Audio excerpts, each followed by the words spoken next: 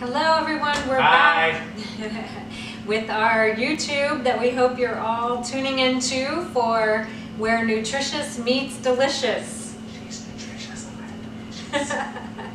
So tonight we're talking about all kinds of sauces and rubs. We just had this cooking class and it was very successful. So everybody wants to know, how do we take that chicken and that fish recipe and make it into something dynamic and something that is has culinary taste and is not boring. So we have a bunch of different rubs that we've created and some sauces, and you're gonna tell us how we're gonna turn that into something delicious. Yes, well, you tell us why it's nutritious. Exactly. All right, so a couple years ago, somebody made a comment to me about chicken is the khaki pants of the culinary world. And I sat there and I thought about that. I'm like, that's kind of the perfect metaphor. It's like the little black dress of just cuisine. It's there, it's constant, it's bland, it's stable, can be a little boring after a while. So we're going to show you how to dress up your khaki pants. All right. That was me before you, honey. Oh. Yeah. So just in the world of chicken, pork, beef, fish, vegetables, whatever you want to do, here's some easy ideas that you can make in bulk to make all these things more exciting and have the same protein a different way every time. So the first one we're going to start with is spices and rubs. And I call them spices and rubs because they're spices and you can rub them on meats, or you can use them with a little bit of olive oil, or you can blend them into butter like I'm going to show you. So the three that we have a Southwest spice, we have a Cajun spice, and we have a Middle Eastern spice. Now, if you look at them, they all look the same. And honestly, the bases for these are very similar because the nutrition qualities for a lot of the bases are very similar. Paprika, salt, black pepper, garlic powder. Those are a lot of your bases, maybe some onion powder. And then we vary as we change our flavor profile. So you want to maybe give a quick bit on pepper and Himalayan pink salt, paprika. So the base that you're talking about in all of them is actually lots of great health benefits. For instance, black pepper. We think of using black pepper all the time, but the peppercorn outer layer of the black pepper actually is an essential oil, and it helps with our metabolism. It helps with burning fat. Because it gives our body heat, and so it also helps us detoxify. So when you raise the heat of the body, your body detoxifies. Ginger, you mentioned, are in all three profiles. Ginger is great for nausea. It's also good for digestion. It helps us digest our food. So ginger is in all of them. And then what was the next Cayenne. one? Cayenne. Oh yes, cayenne pepper. So that is you have to help me say it. Capsaicin. Capsaicin. I have trouble with that word. Capsaicin is very important it helps with wound healing. A lot of times if you go to the pharmacy and you have a burn, you can get the capsaicin cream and put it on, and it helps with wound healing and immune system. So those are some great things to start with, and all of your rubs that give you the basis of a good nutrient profile. Also, one other thing that we talked about that we covered in an earlier episode, but the difference between kosher salt, sea salt, and Himalayan pink salt. Most culinarians prefer sea salt. It's a natural salt that they skim off the top of salt water, but Kay and I prefer Himalayan pink salt. And why? Well, Himalayan pink salt has a lot of minerals. It's really good for keeping your electrolytes balanced, to keep your magnesium up. It helps with leg cramps. It helps you go to sleep at night. And a lot of us are deficient in those key minerals. So if you just take a pinch of Himalayan pink salt and put it in your water, you can keep your body hydrated. I always tell athletes that instead of going and getting the Gatorade, which is full of sugar, to put a pinch of Himalayan pink salt in their water while they're traveling. All right. So for these three that we have, those are the bases. As we start with the Southwest rub, Southwest parts of America where chili peppers are very abundant. You've got some chipotle chili powder, some ancho chili powder, some cumin or comino, which is native to, very big in Mexican food, which is right there on the border of Arizona and New Mexico, all those Southwest flavors. So a lot of chili powder and cumin in this one. In the middle one are Cajun. This is where we get into the little spicier, a little bit more paprika. Cajun. Back in the 80s, I believe it was, Chef Paul Prudhomme at the Commander's Palace came up with blackened redfish. That was the signature dish, and he basically invented blackening. And you take paprika and any type of Cajun seasoning or blackening seasoning that you find at the store, probably with his name on it, put it in a cast iron skillet with some butter and some oil, and you're not necessarily, you're burning, but you're not burning. You're burning to the point of crusting, but not burning to the point of charred and bitter. Carcinogenic. Exactly. And then the last one they have here, the Middle Eastern spice. A lot of West Indies spices are very good for you. Cinnamon, nutmeg, cardamom, curry, turmeric. And just so you know, curry is actually a blend that starts with turmeric, and then you can add cinnamon. You can add umpteen different things to get yellow curry, red curry, green curry. They're all different. Yes. And the difference, when we talk about this one, I talked about cinnamon, and I talked about nutmeg, both of which are very good. Folks, the difference between the cinnamon that you get at the dollar store and the $9 cinnamon that you get at the big difference at the gourmet food store, big difference. This one here, you might as well just take sawdust, sprinkle some cinnamon on it, put it in a jar. This one is actually from the bark of the cinnamon tree that's been grated down. It's fresh, it's all natural, it's 100%. Which has more of the health benefits, a lot more, like blood sugar. It helps with aids in digestion. It's a brain tonic. Both nutmeg and cinnamon, if they're used the right way, can be a brain tonic, so they can keep your brain from aging. And just like a lot of things that we talk about in our cooking shows about quality for your life, we're not just plugging a certain brand, we're not just plugging a certain thing, but the difference between the bottom shelf apple cider vinegar that you get and the Bragg's apple cider vinegar that you get is just is miles and miles of difference. Yes. So when you're shopping for these spices and vinegars, spend the extra dollar, because you're getting a lot more than just the extra dollar's worth. Okay, so what we've done with these spices is we have just a chicken leg and thigh here that we've rubbed with the Middle Eastern spice, rubbed it, a little bit of olive oil, roasted. I'm a big fan of roasting at high heat first, that way you get crispy skin, and then you turn the oven down just to finish cooking the chicken until it's done. But if you're cooking at a medium temperature, then you're really more drying out the chicken, I feel, until you get to, you know, your specific doneness. So that's what we've done here. For the Cajun spice, we've rubbed some pork tenderloin.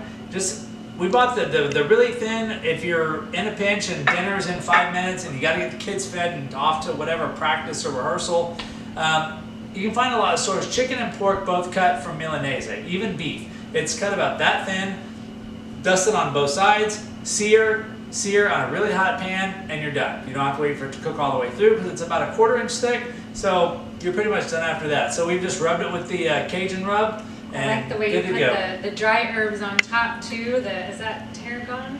This is thyme. Oh, thyme. Okay, so again, we're using another spice that has lots of nutrient benefits, high in the minerals and vitamins, good for you. So you're using all of these things to just take this regular piece of meat, and you're making it full of all this healthy stuff that we can actually get to feed ourselves. And it's exciting. Tell the family that, hey, we're going to New Orleans tonight, as opposed to, hey, here's some salt and pepper on your meat. Exactly. So finally, this last one here, we're going to our regular basic marinade. This steak has been marinated overnight in the refrigerator, brought up to room temperature, seared in the pan, and then what we've done is we've taken our Southwest seasoning and we've mixed it with a little bit of butter. So right on top there, we've got a Southwest butter. Ooh. Now, if the steak was, you know, right out of the pan onto the plate, while it's resting, put the butter on. The butter melts, so you get the butter and all the Southwest seasoning all over the steak.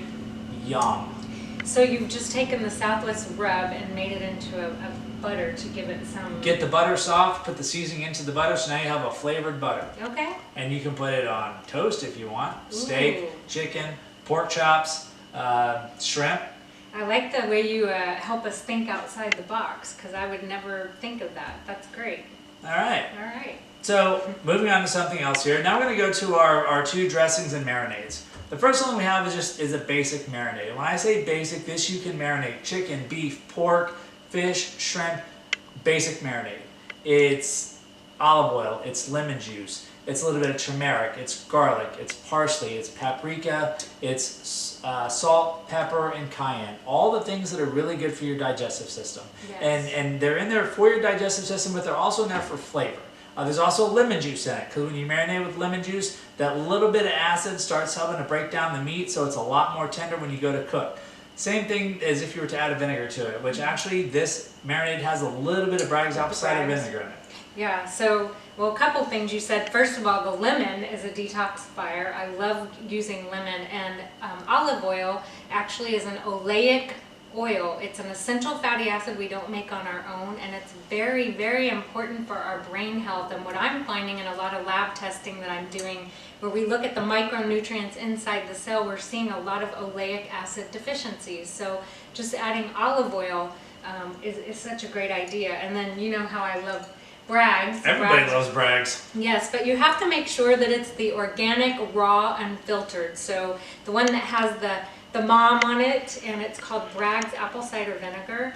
It's high in potassium, it's high in minerals, it helps with digestion. It's actually a fat emulsifier, so it helps your body lose body fat. In fact, in my weight loss program, I have everybody take Bragg's apple cider vinegar every day and make it into a dressing. So, speaking of dressings, I said this was olive oil. I said it was an acid from lemon juice or Bragg's apple cider vinegar. I said it was spices. I said it was salt and pepper. Sounds like a vinaigrette to me. Oh yeah. So take this and use it as a marinade, or just toss it as in a salad. In a salad. Or with, and we're back, and so we've been talking about the Bragg's apple cider vinegar and how you made that into, it could be a sauce or even a salad dressing. Or a marinade, yes. Or a body rub, or Bragg's apple cider is a cure-all. We talked about that before, so make sure you have plenty on hand, because a lot of times you go to the grocery store, they're pretty much sold out. So get your hands on the big bottles if you can. Order them direct. I'm not big on cure-alls, but if I had to have something that you could buy that was not expensive, that you could get your hands on, Bragg's apple cider vinegar. It's really good for acid reflux as well. So,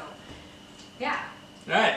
So the next dressing and marinade that we're going to go to is something that I find a lot of home cooks struggle with, and that's Asian food, or Pan-Asian food, or Pacific Rim, or whatever is hot right now. It used to be Chinese, and then Japanese, and then Thai, and then Korean, and now Filipino street food is a big thing. But they all have a lot of things in common. Right.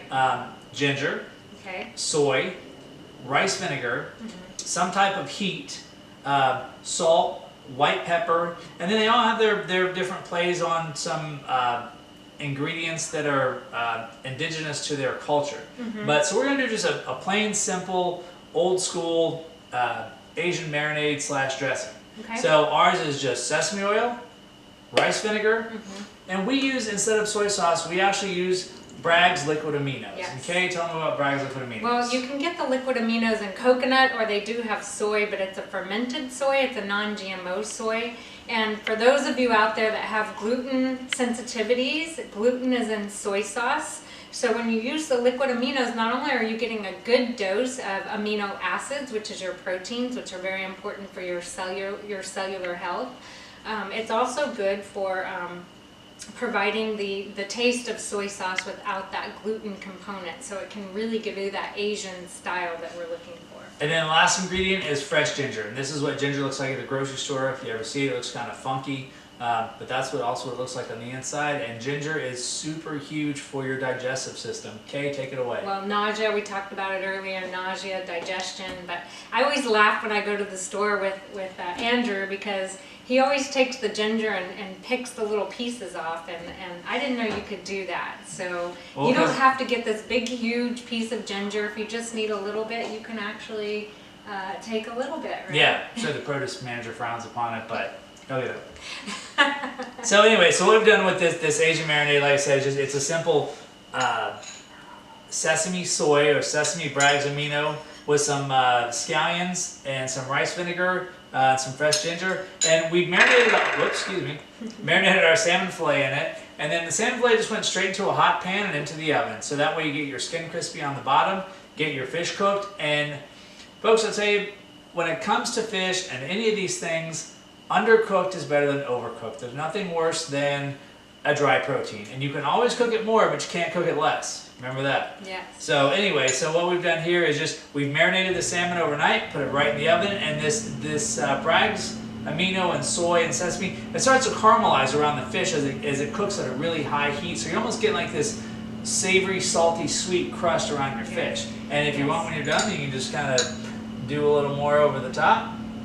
And you know, first of all, salmon, we need to make sure that we're getting wild-caught salmon at the grocery store. That's very important because a lot of the salmon out there is going to have a lot of toxicity. It's going to have you know, mercury and all kinds of things that aren't good for us. The wild-caught salmon is going to be high in those essential fatty acids we don't make on our own.